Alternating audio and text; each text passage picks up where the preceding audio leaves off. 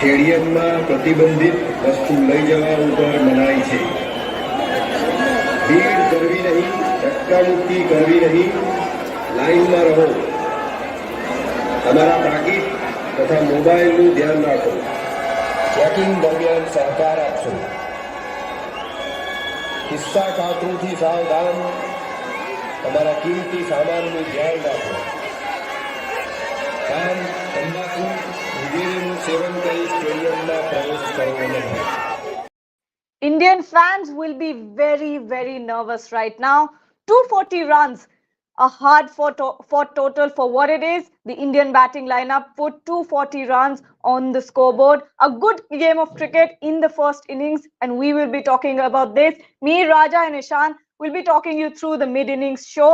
Right off the bat, I'd like to ask you two, is this a good total? And answer it honestly. I will be very honest. It's a very competitive score, Gandhi.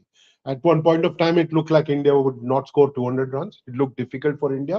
240 is a competitive score on a track like this, where the ball is not bouncing high enough, where stroke play is not easy.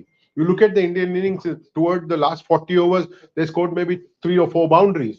I think it was very important for India to bat through the 50 overs, and I'm glad that they were able to show spunk and fight. I think they'll go into the break believing that they've got more than an even chance of winning this game. Well, Gagi, I think I have to say, in my opinion, it doesn't look too good on paper.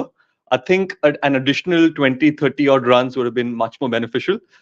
Having said that, though, I think it is a tricky wicket, and we have the bowlers that could possibly do a lot of damage to the Aussie batsmen. But 30 to 40 odd runs more would definitely be much more better. If we look back at India's campaign in this World Cup, there has been one occasion where India put a low total on the board, 229 against England, and they defended it. Do you think that can happen tonight? Of course, it can happen tonight. Who would not want 40 runs extra, Ishan? Who would not want 100 runs extra? But 240 is a good score. 240 is competitive on this track because stroke play is not easy. The first 5 or 7 overs where Rohit Sharma was batting was when there was stroke play available and he could play shots where the bowlers knew where it is hard. Now it's going to get difficult even more. India will hope that there is no dew kicking in. But 230 is what they defended against England. The bowlers were on top of their game. The Indian bowlers have been better than the Australian bowlers in this whole tournament. And if they believe that they can stop Australia, they will. Yes, I mean, I completely agree with you, Raja, here, but I think the Aussie batsmen would be thinking and looking at 240, thinking that, hey, we can possibly go on to do this and win the World Cup. 270, they would have been there would have been doubts in their mind, is where I'm coming from. But I think we have the bowlers to back this total, having said that, and Mohammad Shami, Bumrah, Siraj, and it's a turning wicket. So I think our spinners will come really good over here. So it'll be interesting to watch. And it looks like Shubhayan Chakrabarti is joining us from the ground. Shubhayan, welcome to the show. You have been watching this innings from the ground. What did you think of the Indian batting lineup tonight? So we are right outside the Narendra Modi Stadium, and it has been a very disappointing batting show, to say the least, by the Indian cricket team. A below 250 score, and the Australian team, the 5-time champions, should be very confident of chasing it down. Although the pitch is a bit tricky to bat on. It's on a slower side, and the dew is also expected to play a role after 7:30, 7 p.m. Ish time. But India will have to bowl their hearts out, roll their sleeves out if they have to restrict Australia and win this World Cup final. Talking about the match, Rohit Sharma gave a brilliant start after Shubman Gill got out very early. Rohit Sharma was at his attacking best. Virat Kohli, KL Rahul scored half centuries as well. But what hurt the Indian team the most was the early dismissals of Shubman Gill, Shreyas Iyer, and even Ravindra Jadeja for that matter. Surya Kumar Yadav tried to score as many runs as possible, but at the end of the day, it is just a below par score despite the pitch playing a bit tricky. Mitchell Starc was at his absolute best, picking up 3 wickets. Adam Zampa picked up 1. Jasprit Bumrah's wicket. Glenn Maxwell was really good. He came in within the power play, bowled his heart out, picked up 2 wickets. And there's a sense of disappointment outside the stadium where fans are standing who don't have tickets, but they all were wishing that the Indian team, as they are still wishing that the Indian team goes on to defend this total and win this World Cup match. But it will be extremely tough for the Indian team to do well, defend this one. They will have to bowl their hearts out. The focus will be on Ravindra Jadeja and Kuldeep Yadav, how they bowl. It will be extremely important for the likes of Jasprit Bumrah, Mohammad Shami, Mohammad Siraj to pick up early wickets and make early inroads so that Kuldeep and Jadeja can come into play as soon as possible. But right now the mood outside the Ahmedabad stadium is very dull, very low. People are fearing the worst, but all focus is on the Indian bowlers and the Indian fielders as well. They will have to take the leaf out of Australian players' book. The way they fielded, they were diving around, saving runs for fun, and the Indian team will have to do better, if not match the Australian team on the field as well. So yes, this was the summary of the mid innings. Back to studio for now. Insights, Shubhayan. Well, if we're looking at social media right now, everyone is buzzing. And Sunil Chhetri, the Indian football captain, says to every Indian supporter in the stadium, make sure that our bowlers run up to a roar every single ball. This team has given us 10 flawless games. Let's give them an unforgettable one. Pull these boys over the line. Raja, what do you think about this tweet? I think Sunil Chhetri is a champion. He's just come fresh of an India victory in football, and then he's thinking about the Indian cricket team. I think this is beautiful for people across sport to be talking about cricket, for people across sport to be supporting this Indian team. Absolutely. It's fabulous. I think Sunil Chhetri will always be a champion, and he's shown just why. There was a time where he tweeted saying, please come to the stadium and support us. Today, he's talking about another discipline, and that kind of energy will enthuse the Indians to go out and give their 100% in that defense of 240. Yes, I completely agree with Raja here. I think what he's trying to say is that the impact of the crowd will be just massive. And when you're chasing a smaller total like this, you want your crowd to back you. You want your crowd to back your bowlers. And I think he's trying to tell everyone that, hey, listen, it's 240, but we're still in the game. Let's go on. Let's support our boys. So fantastic message. Absolutely. And from one Indian captain to another, we have to talk about Rohit Sharma, don't we? And when we talk about Rohit Sharma, we have to talk about that incredible start that he gave us. Yes, we had a collapse after that, but talk about that start and his wicket as well. Gargi, I think he left the job half done. I would have liked him to kick on, particularly because Shubman Gill had gotten out. Typically, he would give us that 50-run start, and Shubman Gill would still be at the other end. But today, Shubman Gill fell early to a nothing shot. So I would have expected the captain to bat a little bit longer.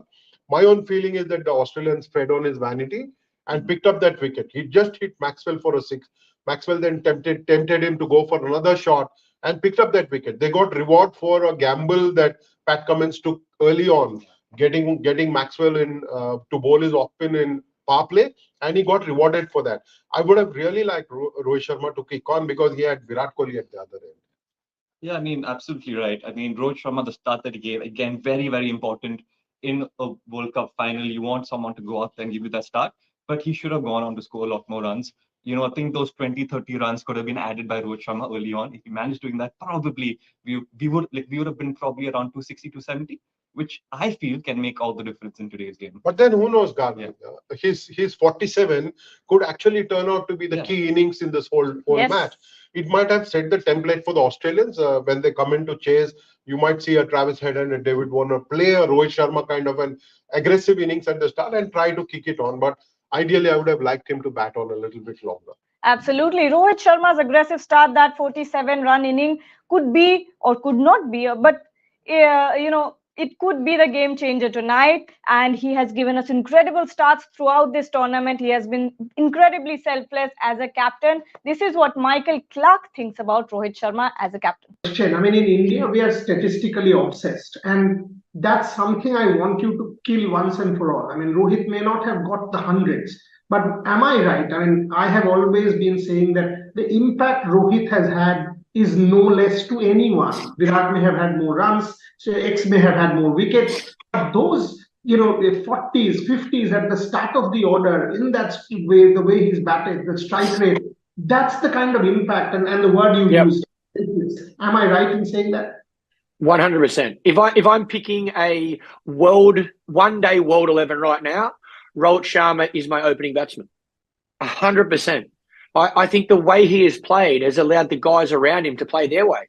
There's a reason Virat can be 10 runs off 10 balls or 10 runs off 15 balls when he starts his innings, because Rohit's just got 50 off 25 balls.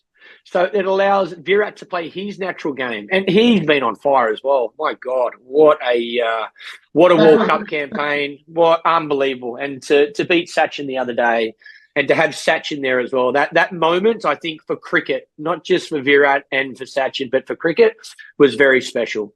So yeah, huge congratulations to Virat as well. But yeah, look, I think Rohit is by far one of the best one-day players of all time. Not just best one-day players in the Indian team, of all time.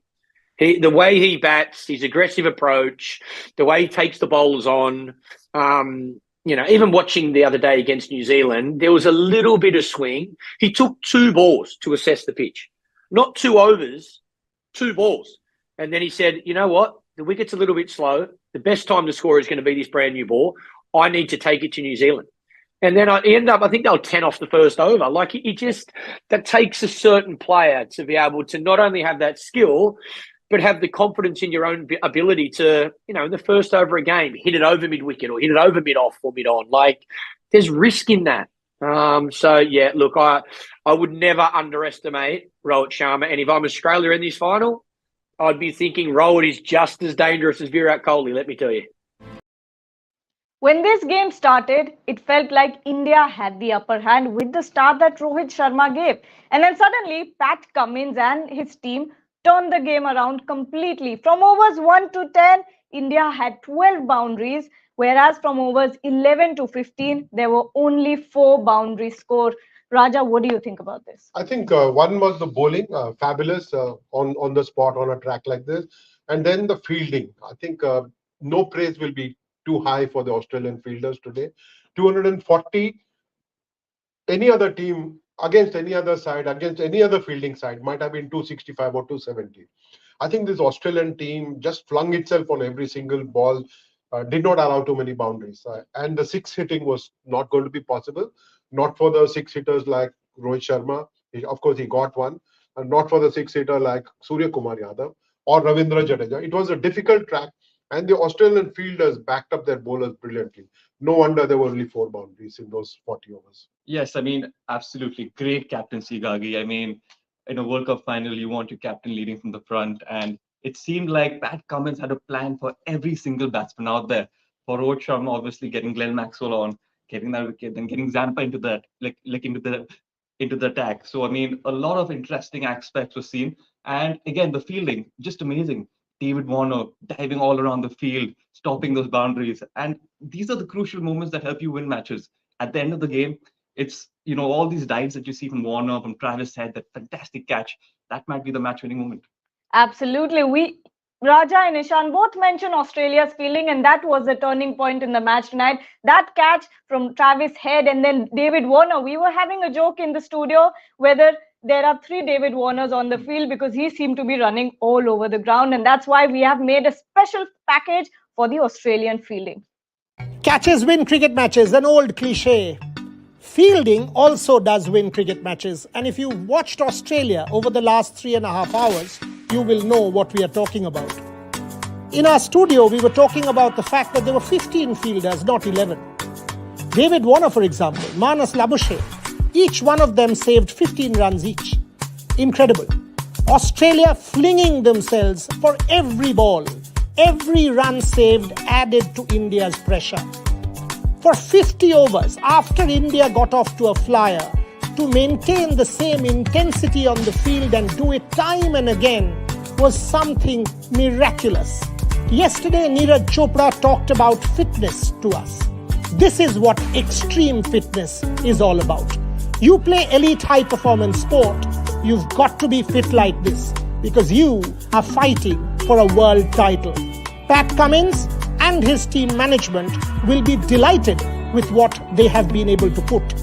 Will that be enough Perhaps yes, Australia has been sensational and the bowlers have backed the fielders up. This has been a commanding performance so far. Are you getting deja vu, Ishan? Deja vu a little bit? No, because I'm getting deja vu. Because when we look at the 2019 World Cup final, what happened was Australia needed 241 runs to win. What is the target tonight? 241. Both teams, Australia and New Zealand, were tied on 241. I'll take you back to my vintage, 1983. Oh my God. You were probably not born then. No, I wasn't. India was bowled out for 183 and won and beat the West Indies. The mighty West Indies was beaten by 42 runs. 140 is what they managed. 240 seems a large enough score. No deja vu because this is not New Zealand, this is India, and the match is happening on Indian soil with the Indian bowlers with their tails really high. Yeah, I mean, no deja vu at all, Gagi. It's a different game altogether and different aspects involved. So it's going to be a completely different outcome, hopefully. And let's just see how it goes. Pat Cummins was in that team. Pat Cummins is now the leader of that same team. He's been an incredible bowler, but he's also been an incredible captain. Raja, you keep talking about how you don't like seeing a bowler as a captain, but what do you think about Pat? I think he was spot on today, not just with his decision. I was surprised, I must say, when he won the toss and asked India to bat first, and Rohit said that he wanted to bat first. I was a little surprised, but I think his choice was primarily because there is a due factor that might come in toward the second half of the second innings. In a World Cup final, you would want to bat first and put pressure on the opposition. India did not grab both the chances with both its hands, but the way in which he risked bowling Glenn Maxwell against Rohit Sharma, he knew he was playing against Rohit Sharma, who's very strong against spin bowlers, and he was telling him that, boy, here, take some free runs, but give me a wicket. And Rohit Sharma gifted him that wicket. I'm sure more than any of us, Rohit will be disappointed with what happened eventually, but he's had a fabulous World Cup. I would like to tell every single one of our viewers that don't judge Rohit Sharma on the basis of just this one inning. Of course. Or of that one shot. He's far too good a cricketer to be judged on the basis of that one shot. But Pat Cummins was spot on. He had his fielders in place. He rang in the bowling changes outstandingly. And he got in Hazelwood and Mitchell Stark for their second spells at the most opportune time. And he himself bowled fabulously. What more can you ask from a captain? Ishan, on Pat Cummins. I mentioned earlier, fantastic captaincy. And I think it's all about adding pressure, Raja. And I think that's what he did. He didn't let the Indian batsmen get away at any time. If you've seen in the past, the Indian batsmen have managed getting away fairly easily. So what Pat Cummins has done right this time around was constantly bringing those changes into the game, adding pressure at key moments, and that's made all the difference. Absolutely. That's what Ishan and Raja have to say about Pat Cummins as a leader, but we have also legendary cricketers talking about Pat Cummins. India was going great. Rohit Sharma once again taking the attack to the Australians. It's also about leadership, not simply with the ball, and Pat Cummins goes to Glenn Maxwell. Incredible catch by Travis Head, and Australia is back. Thereafter, Pat Cummins with the ball, that spell, 5 overs, 14 runs, 2 wickets, pegged India back. Cummins, the date mattered the most, the World Cup final, led from the front. Is it enough? We will know in 3.5 hours. But what he has done is inject belief. Australia, as they go out to bat, will believe that they can. The 6th world title. And if that happens, a large part of the credit is to Pat Cummins. Your thoughts on Pat Cummins and the way they've come back? Yeah, I think the way we've come back has been exceptional. I think we have changed our complete approach. I don't think we knew exactly how to win coming into the World Cup. I think after those 2 defeats, we then went back to how we play our best cricket. And then again, individual players have really stood up. We've been under pressure. The game against Afghanistan was a great example. 7 for 90 against Afghanistan. That's game over. And Glenn Maxwell scores a double 100. Phenomenal. Wins that game on his own. So Australia's been under pressure and haven't performed their best. We haven't played a complete game yet. And that's what they'll be hoping for in the final. And they'll need that if they are to beat India. But we love big games. We love finals. We love extra pressure. Making the final, in my opinion, was it going to be a really tough challenge. You know, at one stage making the top four. We didn't look like that. So to be able to turn that around, make the top four, then beat South Africa, these boys will be so confident. They won't be doubting. They won't be worried about the final. They'll want to get there. They'll want to play this game, and they'll be excited by it. But it's simple, in my opinion. If Australia plays their absolute best, has a bit of luck, and things go their way, definitely they can beat India. But if it goes on if it goes on how this World Cup campaign has been so far, India are the best team in this campaign by a distance. So we need things to go our way, but we've got the X factor players as well. We've got a David Warner at the top of the order. We've got a Steve Smith that has, so much class and experience. We've got Mitchell Starc can rip anyone's pegs out if the wicket's conducive to that. Adam Zampa has been bowling really well as our frontline spinner. So, there's Glenn Maxwell, double 100 in one-day cricket. So there's enough game winners in that team, in my opinion, again, to win this game, to win the World Cup. But we are going to need every single thing to go our way. The good thing about Pat Cummins is that he's got a very experienced bowling attack, so he doesn't really have to have too many messages going to his bowlers. So the bowlers are really setting the field the way that they want it. The only thing he talks to his bowlers about if they're under a little bit of pressure: are you clear? Are you concise with the plans that you want to do now? And all of a sudden, the bowler relaxes and gets his thoughts back into perspective and makes those right decisions. Gave us good starts. Rohit Sharma, KL Rahul and Virat Kohli. But somewhere along the line, they fell off their tracks and could not, complete their centuries, get that big score. What do you think about that? Ishan, go first, please. Yes, I mean, you're right, Gagi. I think once you get yourself in, you have to make it your responsibility to kick on and, get a total which above 50, above 60, and, not just to start. You want to kick on and possibly go on to get a big one. And Virat Kohli, Rohit Sharma would be kicking themselves because they got those starts, but they just couldn't capitalize on those starts. And a sad part about that is, Gagi, that, they got out very cheaply. So in a World Cup match, if you're getting out, hitting a big shot, that's fine. But getting out cheaply to a ball that doesn't deserve a wicket is not that great. And with KL Rahul as well, he got himself set in. He got 60 odd runs. And a lot of us were hoping that, okay, now take the innings through, finish it off on a high note. He struggled to do that, Raja. So I think that's where we fell short. Slightly different perspective I have. On a track like this, getting close to 50 or getting 50 plus is not cheap. It takes a lot of hard work to get that. So all three of them worked very hard to get those starts. Would have liked them to make bigger contributions. Virat and KL Rahul had to stop the Australians from a good start. India was down to 80 for 3. And then they had to battle very hard to keep the Australians at bay.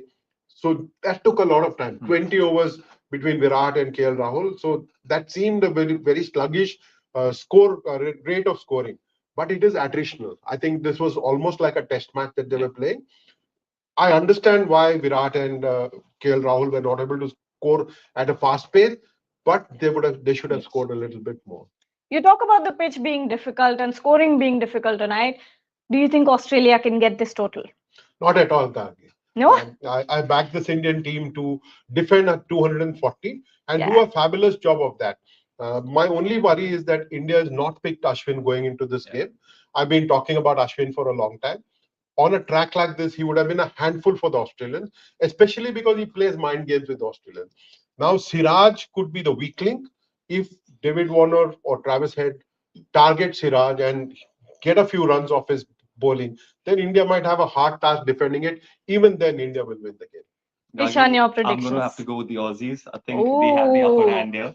And I agree with Raja Shah. Ashwin should have been part of the squad. But having said that, Siraj, Mohammad Shami, Bumrah, and our spinners, Kuldeep and Jadeja, I think they're going to be a menace. So it's going to be a very interesting match. But the Aussies, an upper edge, definitely. I would love to see Rohit Sharma bowl 4 or 5 overs today. Oh my God. Well, that's for us to watch. Wait and watch. Let's see what happens. But there you have it. Ishan thinks Australia will win. Raja thinks India will win. But we'll find out soon enough. That is it from this chat, from this mid-inning show. Stay tuned for the post-match show as well. And we'll leave you. Come back when India wins. Oh yeah. Come back when India. Or Australia.